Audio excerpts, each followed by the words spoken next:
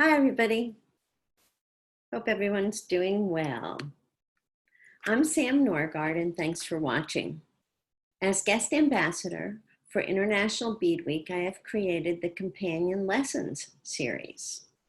It's to provide a bit of my view of some of what is happening in the world of beads. Watch it while you bead the warped squares for the Black and White Together project, or just enjoy it. This is Companion Video Session 4, titled Non-Objective and Geometric Work, a view through the work of contemporary geometric beadwork and others. You can enjoy just thinking about this, or perhaps it will inspire you to create your own non-objective geometric work. Now, I'm going to share my screen and get started.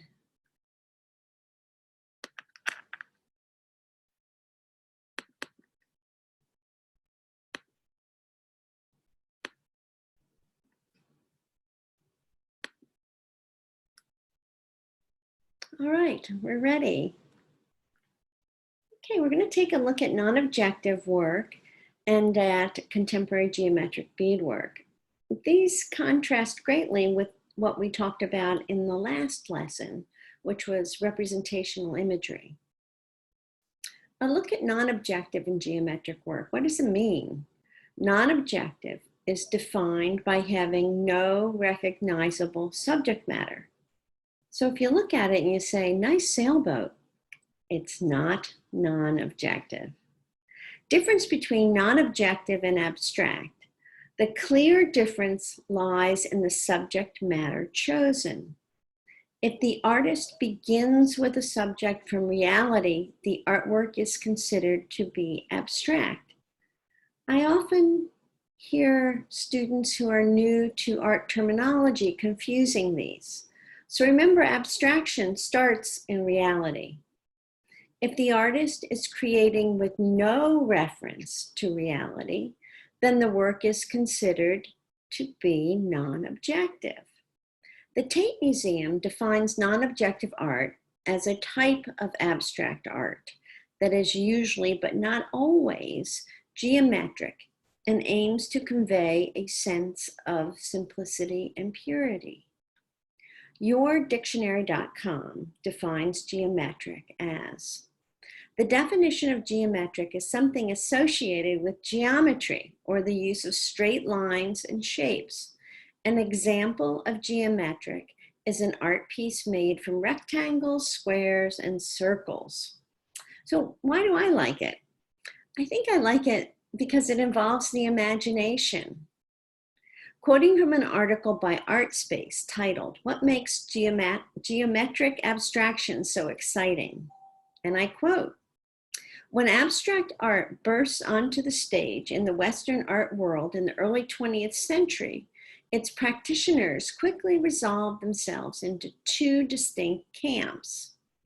The gestural abstractionists, who built upon the liberating loose compositions of post-impressionists, emphasizing the artist's hand, and the geometric abstractionists, who seized on the it is what it is essentialism of Euclidean geometric shapes. Though geometry can seem dry and mute in comparison to the flights of fancy in general abstraction, the artists, such as myself, who pursued meaning in its rigorous shapes, found it anything but. In order to take a look at non-objective and geometric work, let's take a look at the following artists: Suzanne Golden, hope you're watching, Jennifer Mostre, same, and contemporary geometric beadwork led by the incomparable Kate Mckinnon. Here's Suzanne. I call her a beadist and a fashion icon. To quote her, I use vibrant, colorful beads to express my artistic ability, which comes to fruition in the forms that you see on the page. These are some of her fabulous bracelets. Can you imagine wearing these? They're just wonderful.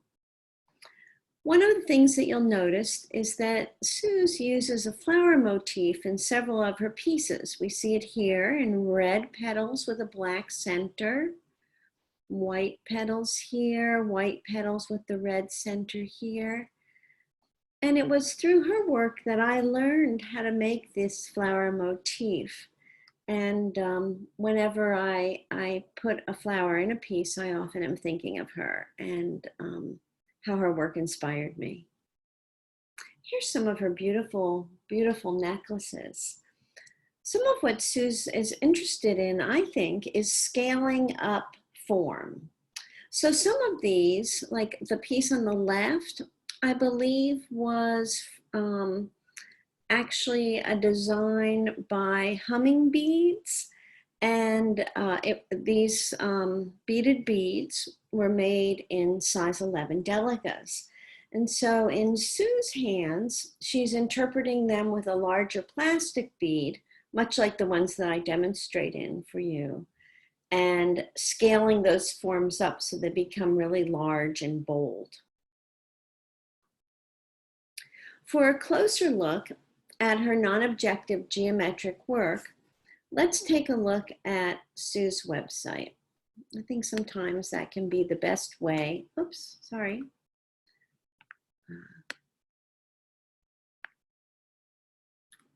Having a little problem.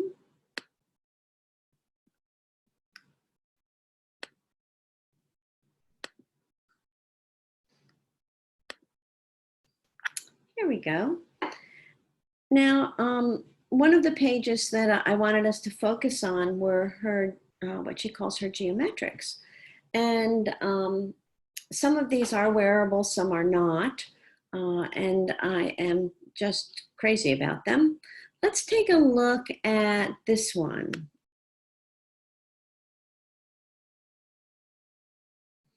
I think that done in the plastic beads, and the fact that those beads are a little bit larger allows us to see the individual beads much more, and therefore to follow some of the artist's mind as they would when they are constructing this work.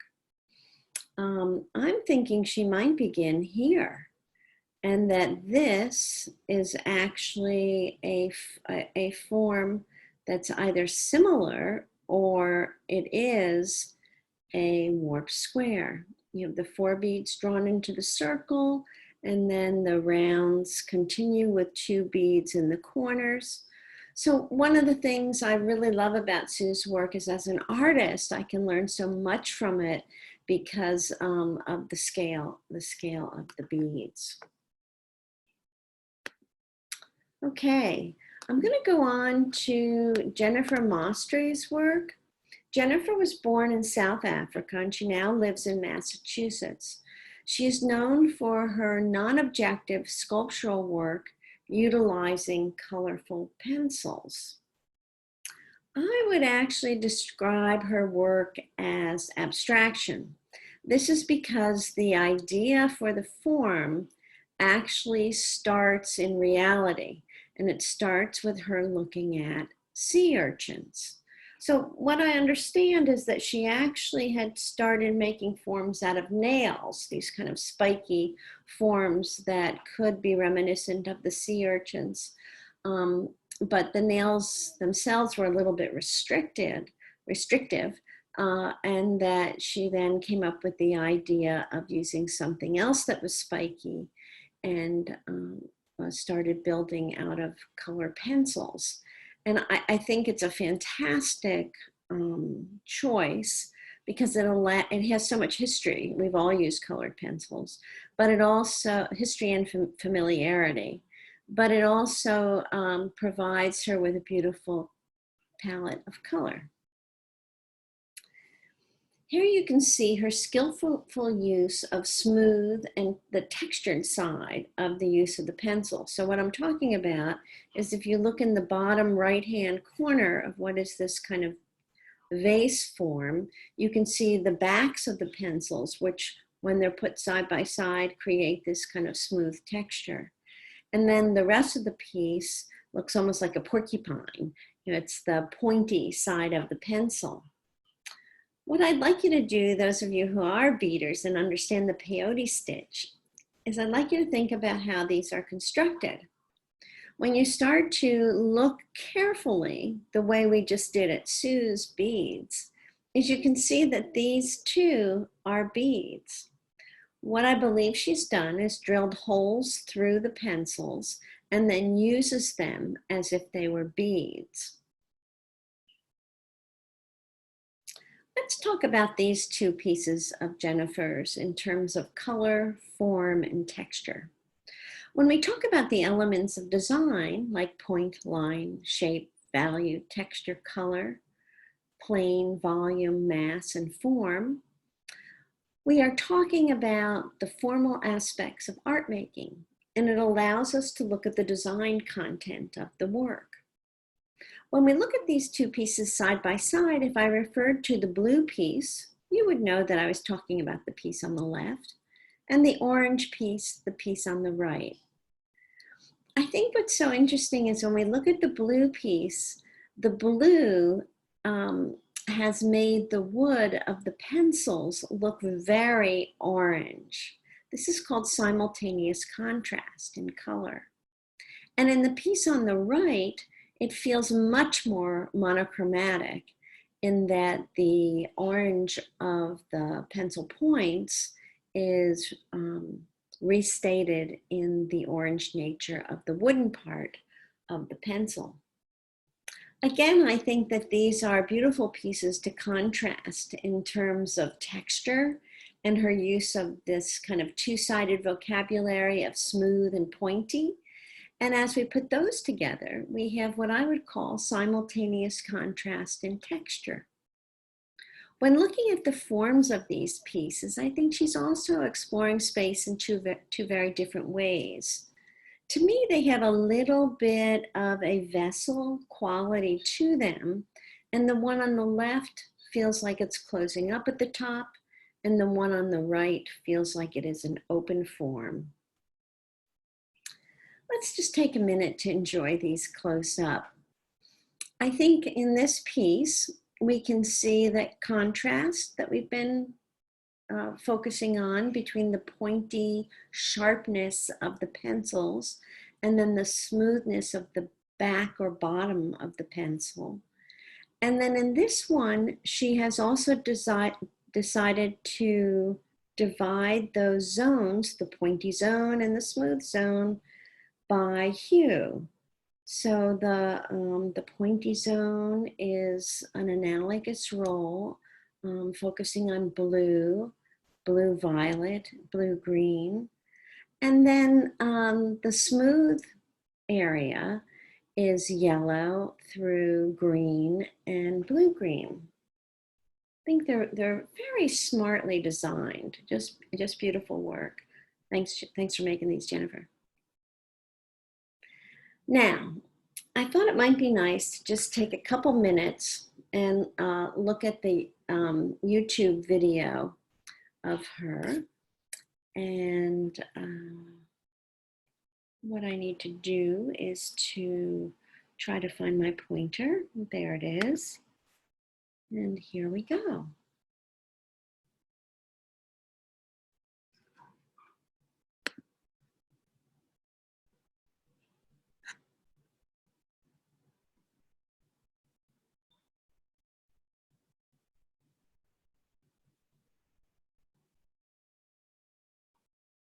The inspiration for my work comes from sea urchins initially, and I was working with nails to make spiny forms, and I really liked that texture, but then I couldn't make the kind of shapes that I wanted to, and I thought, what else can I use that's pointy? And I thought of using pencils.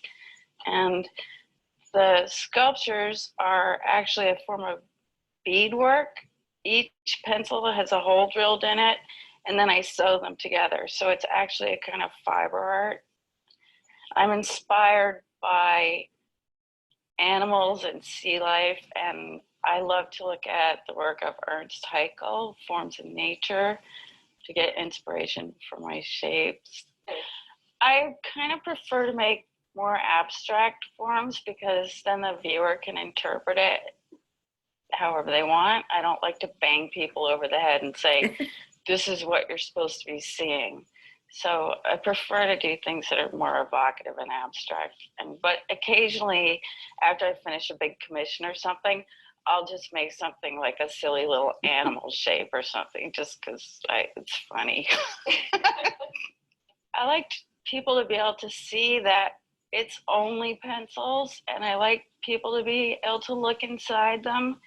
And I don't generally use armatures because I feel like that's cheating, because it would be too easy just to make a form and then glue the things on the outside. So it's part of my pickiness. And then because of the technique that I use, it really lends itself to an organic feeling, aside from, you know, the color of the wood and the fact that it's fabric, so it has the potential to move. It also has a color which gives it more, it also makes it like more alive feeling. Well, I'm kind of immersed in pencils, so I'm trying to eke out every single creative possibility from this one material. So I've been making jewelry and little boxes, and now I'm working with pencil shavings because I have a ton of them. So, you know, it's just like, I think when you immerse yourself totally with just one thing, you really can stretch your limits with the materials. I mean, I'm an artist. I love pencils. All artists use pencils. And, you know, it's such a universal tool that everybody recognizes what it is. And that's part of the fun when people see my sculptures and they gasp and they say, oh my God, that's made out of pencils.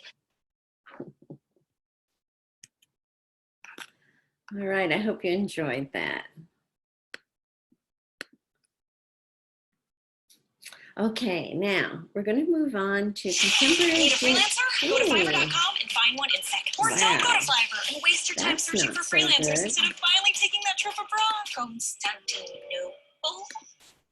Okay, I'm kind of a one-man band here, so it's just me and the equipment. Sorry if I have some issues. Okay, let's get back to my lecture.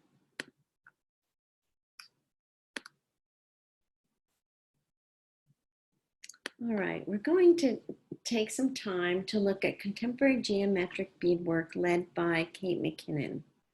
This is, to quote from their website, from Kate's website, it's an open source architectural beadwork project from Kate Mckinnon and a worldwide team of innovators.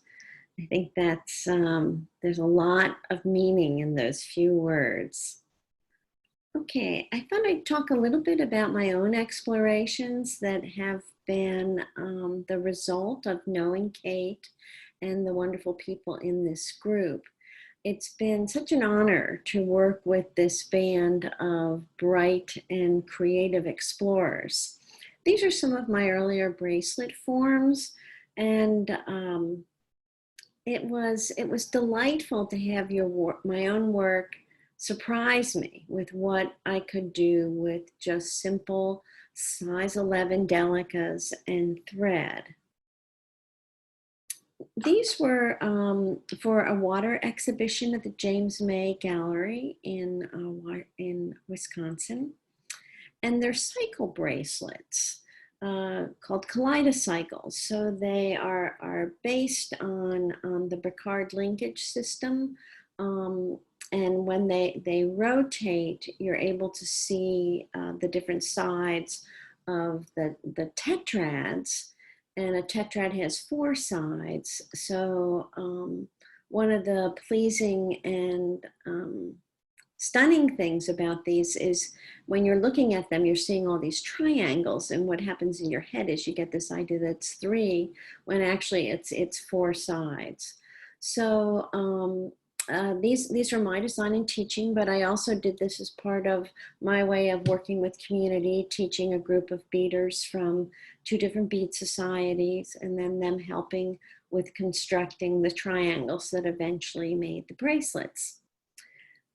These are those same 3 bracelets, showing the 4 different sides of the bracelet. Thematically, these were based on the idea of water. And the one on the left is called Garden by the Sea, and it has the flower images that we're working with. A sunset in the middle, and the one on the right is called Tides. So what you're looking at, let's take the sunset image. This positioning of the colors rotates, and then you get this, and then this position rotates and you get this, and so on until you can see all 4 pieces.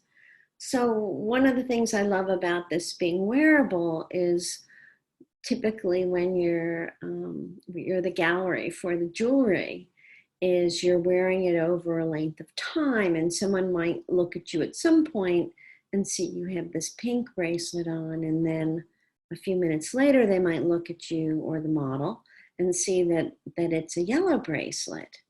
And I think that leads to a conversation about exploring what the piece is. Okay, the CGB website. I've talked about rabbit holes before, and if this topic interests you like it does me, you'll begin to feel a little bit like Alice in Wonderland. So what I'm going to do to wrap us up is I'm going to take us through a beautiful film that was shot a little over a year ago. And I'll kind of act as the narrator for this. So let's get this a little larger. And these are Kate's lovely hands. And the first piece is by Ursula Raymond. And it is a series of warped squares. Now you can start to see that. It uses the Fibonacci sequencing to decide on the size of each of the warped squares. Now, Kate is somewhat of a magician, and it's just wonderful to see her hands handling this form and letting us see many of the different configurations that the piece can become. So again, I'll draw us to what I mentioned earlier about what I like about the work, and it is imagination. Is you can look at these pieces and you can think of them as wearable art, as jewelry pieces, or you can start to contemplate them as models for larger sculptural works. And even perhaps architectural models for buildings or maybe space stations. I mean, we're really only limited by the imagination. This is called the Caldera bracelet, and the design was originated by Jean Power. And I've always admired Jean's work. She's a wonderful, wonderful bead artist out of London. And her clean sense of design is often a wonderful foundation for laying a variety of pattern and very busy and active surfaces through construction in beads.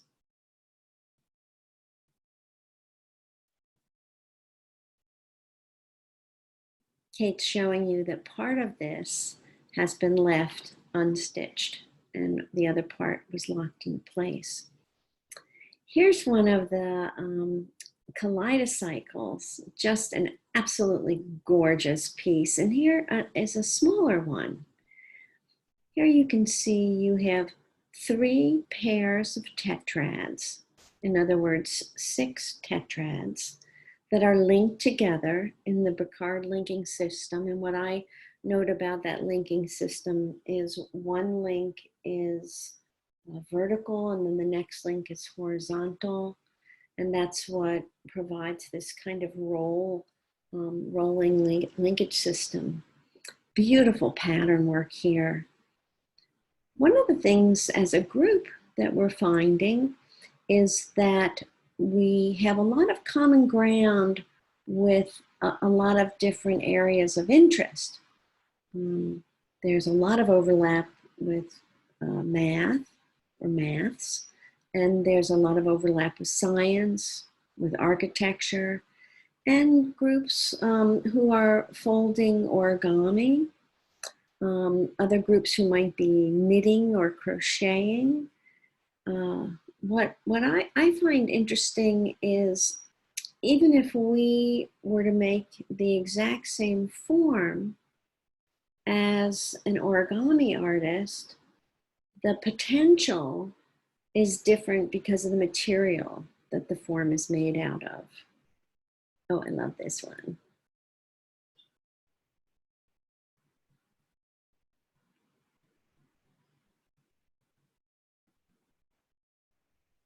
It's just beautiful.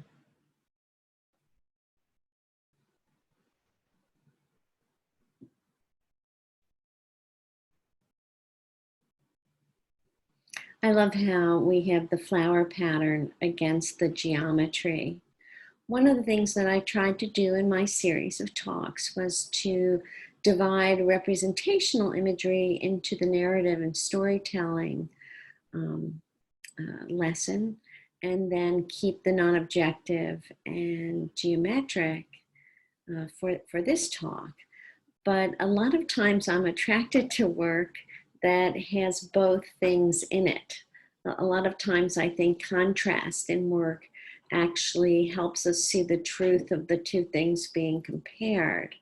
You know, you're not aware how sharp something is, like those pencils of Jennifer's, unless you have that soft, smooth surface that she also provides.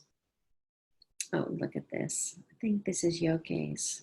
Yoke Van Beeson. Sorry if I mispronounced your name. So here you see there's a flat plane of beaded fabric, and in that flat plane of fabric, these forms, the warp square forms, have been inserted into slits. I think it's the best word I can use to describe that. Here's another piece, and I think this is by Karen Bennington. I'm sorry if I've misassigned the artist. Again, one of the things I'm attracted to in this work is that combination of the floral form with geometry. And you know, we do feel this in nature because we have things like pine cones that are constructed geometrically. They represent the Fibonacci sequence, as do sunflowers.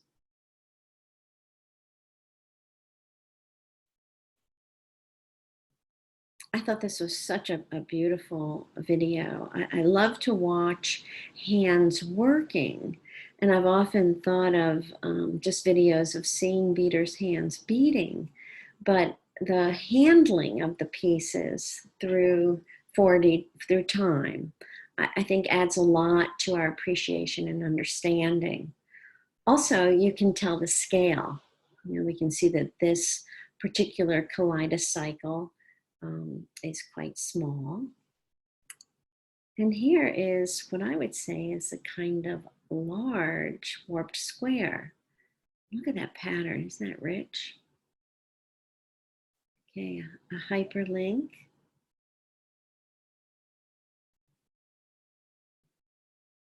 What can you do with that? It's actually the base for some of those previous bracelets.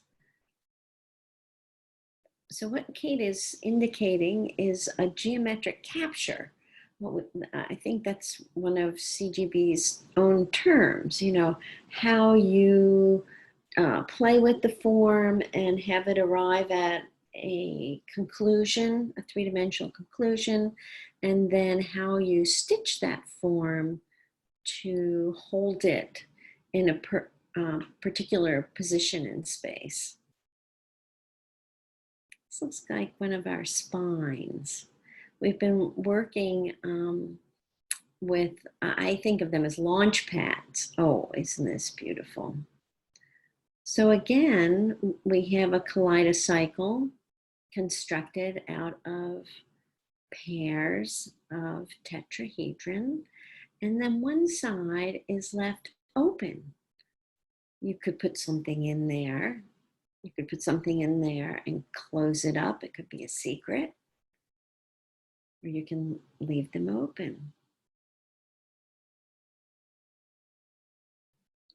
This is a beautiful example of complementary color relationships where you have, you know, largely blues. Those blues do move into a blue-green and a little bit of a blue-violet. And then these gorgeous oranges contrasting with it. Oh, speaking of which, here's another use of complementary colors. Don't Kate's nails look great with that? Oh, and that's one of Nico's pieces. Nico Williams, shout out to you. And those are Nico's hands.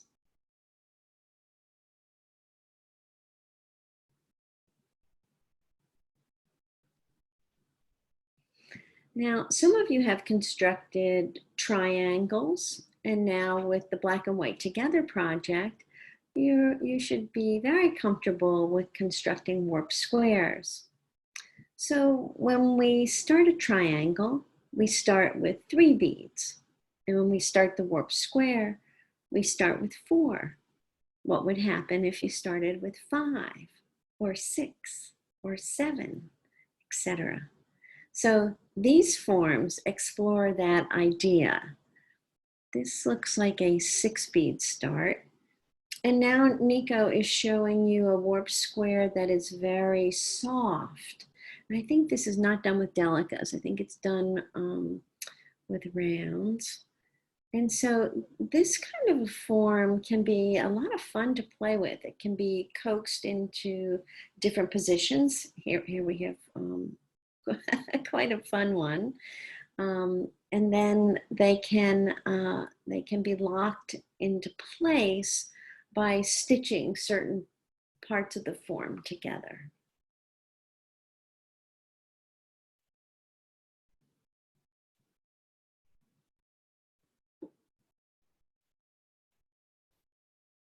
And then, you know, examining them from different angles. This is Ingrid's piece. Ingrid is from Norway and is an amazing beader, and her sense of pattern is just, it makes me swoon. And this became known as a magic carpet or an egg crate. And it is a sequence of warp squares. So this is the work that has kind of inspired me to create the Black and White Together project. The idea of multiples of one form. Okay, I'm just going to stop sharing, and that's the end of the companion lesson today. I hope you enjoyed it. I hope it was inspiring. And this is the 4th of the companion series, and it's my last one. So those of you who are watching it during the International Bead Week celebration week, on Friday we will have a live Zoom session so you can meet with my team. Hopefully everyone will be able to come. It will be myself, Dawn Peterson, Carol Garrity, and Tana Felicia Flagg. So thank you so much for watching, and thank you for any contributions that you send to us. We really look forward to the challenge of putting these together. Okay, bye for now.